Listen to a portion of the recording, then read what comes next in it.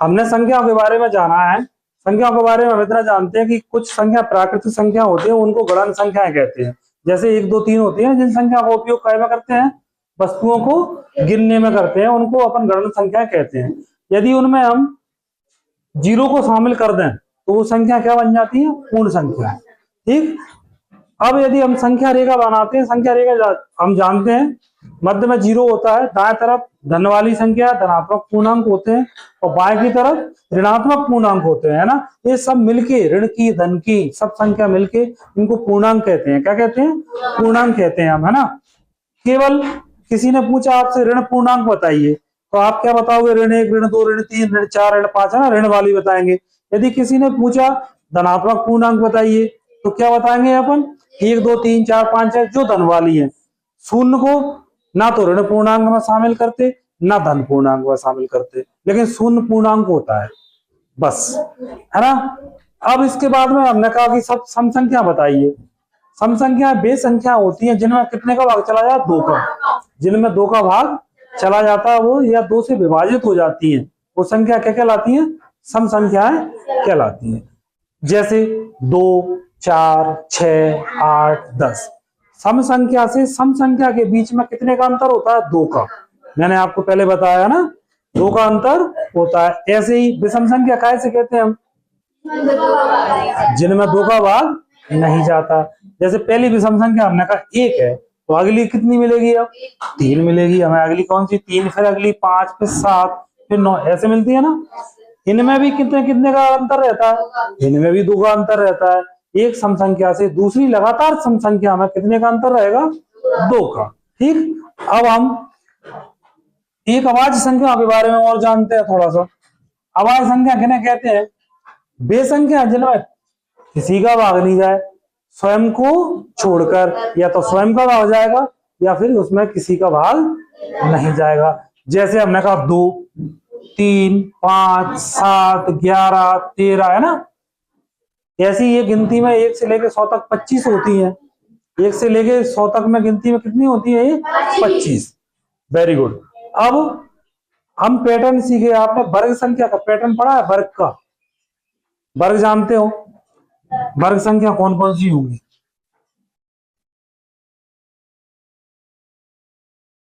देखो 1 है, एक का वर्ग 1 होता है, 1 नहीं होती। 1 के बाद में बेटा 2 नहीं होती, कितनी होती है, 4 होती है। फिर कितनी होती है, 9 होती है। फिर कितनी, 16, फिर कितनी 25, फिर कितनी 36, फिर 49, फिर 8 का वर्ग 64, ऐसी चलती रहती है। हाँ, 9 का वर्ग 81, फिर 10 का वर्ग 100। अपन इसके लिए एक पैटर्न बनाते हैं, क्या क्या बेटा, ये वर्ग संख्या, वर्ग संख्या का पैटर्न है। वे वर्ग संख्या भाज्य है, वो अभाज्य नहीं होगी बेटा, अभाज्य तो होगी ही नहीं। ऐसा नहीं है कि अभाज्य कह सकते हैं, इसमें तो तुम्हें ढूंढ के कोई सी संख्या अभाज्य नहीं मिलेगी। बताओ, वर्ग संख्या अभाज्य नहीं हो सकती। वर्ग संख्या किसी संख्या का वर्ग है, किसी ना किसी संख्या का वर्ग होगी वो। जैसे हमने कहा कि 121 बताओ सर, 121 किसी संख्या का वर्ग है, 11 का। तो अब इसको अभाज्य कैसे कहेंगे हम, नहीं कह सकते ना, कटेगी ना किसी संख्या से। 11 से कट रही है ना, स्वयं के अलावा किसी दूसरे से कट रही है, तो वो संख्या अभाज्य संख्या नहीं हो सकती। ठीक है, कभी नहीं हो सकती। अपन मैं तुम्हें वर्ग संख्याओं के पैटर्न के बारे में ये बता रहा था। देखो, एक वर्ग संख्या है जिनके दोनों ओर अपन ऐसा बढ़ा चले। देखो 1 2 3, क्या बढ़ाते जाए, 3 बिंदी बढ़ाई अपन ने, बढ़ गई 3। तो कहा मिलो हमें, एक बिंदी के 3 तरफ, जो दोनों तरफ क्या बिंदी बढ़ा रही, 3 बढ़ा रही हमने, 1 2 3। अब मान लो तो 1 मिल गया, इसके लिए हमें 4 मिली। 9 जानने के लिए क्या करेंगे, देखो 1 2 3 4 है ना, इसके दोनों तरफ देखो अपन बढ़ाएंगे कैसे। मैंने बढ़ा दिया 1 2 3 4 5, क्या बिंदी बढ़ गई यहां में बेटा, 5 बढ़ी ना। तो कितनी बन गई ये बिंदी, अब 9। 9 क्या होती है, पूर्ण संख्या है, वो पूर्ण वर्ग संख्या है, एक वर्ग संख्या है ना जी। मेरा कहने का मतलब, यहाँ 1 था, 1 में हमने यहाँ कितनी जोड़ पाई थी, 3। यहां हमने 4 में कितनी जोड़ी थी यहाँ पे, यानी जो जो पिछला वाला 1 और 3 कितने आए थे, 4, 4 में 5 जोड़ी कितनी आ गई थी हमारी, 9। अब जैसे 9 में अगली विषम संख्या, अगली विषम संख्या, जैसे हमने 4 में यहाँ पे 5 जोड़ा था, 9 आ गए थे हमारे। 9 में अब 5 के बाद विषम संख्या कौन सी होती है बेटा, 7 होती है ना। तो 7 कितना आ गया, ये 16। 16 भी क्या होती है, पूर्ण वर्ग संख्या होती है। अब ऐसे 16 अगला पैटर्न क्या आ गया इसके बाद में, 7 के बाद अगली विषम कौन सी होगी, 9। आप 16 में 9 जोड़ो, कितने हुए, 25 बने। इसका देखो चित्र बनाऊं, मैं आपको चित्र बना के बताऊं, ये कितने हो गए, 9। 9 बिंदी मैंने यहां बनानी, 1 2 3 4 5 6 7 8 9। देखो हम बड़ा एक पैटर्न बनाते हैं इसका, कैसे, दोनों ओर बढ़ाते हैं, कितना, 7।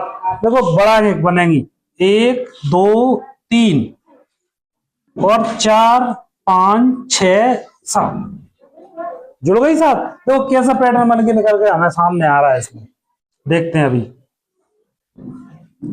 यहां से देखते हैं। देखो अभी एक में हमने ये 3 जोड़ी, कितनी हो गई थी, ये 4 बेटा, ये 4 थी यहां तक, थी 4। 4 में कितना जोड़ा, 1 2 3 4 5 जोड़े हैं, 5 कितने हो गए, 9। देखो अब ये अगली 9 में हम जोड़ेंगे, 9 कहाँ है हमारी, यहां तक है 9। 9 में अगली देखो 1 2 3 4 5 6 7 16 आ गया। देखो 16 में और जोड़ के दिखाएं अपन, 1 2 3 4 5 6 7 8 9 10 11 12 13 14 15 16। देखो जा मैं जोड़ के बताया, जैसे लाइन खींच ली मैंने। अब जोड़े कितने का नंबर है, वर्ग संख्या है। वर्ग कैसे कहते हैं, हमने वर्ग पढ़े थे, आया तो वर्ग में। वर्ग किसको कहते हैं, जिसकी लंबाई और चौड़ाई कैसी हो, बराबर, यानी ये बिंदु लंबाई में भी उतने ही रहेंगे और चौड़ाई में भी उतने ही रहेंगे, ठीक है। देखो गिने अपन, 1 2 3 4, 1 2 3 4। तो हम दोनों तरफ बढ़ा है, एक साइड तो बढ़ा नहीं सकते, ऐसा नहीं है कि हम इधर इधर इधर बढ़ा रहे हैं लाइन में, हम दोनों तरफ देखो 1 2 3 4 बड़ी, कितनी हो गई, एक और बढ़ा दी 5। तो 5 जई लाइन में होंगे, देखो कैसे होंगी, एक तो जो बढ़ चुकी, 2 3 4 5।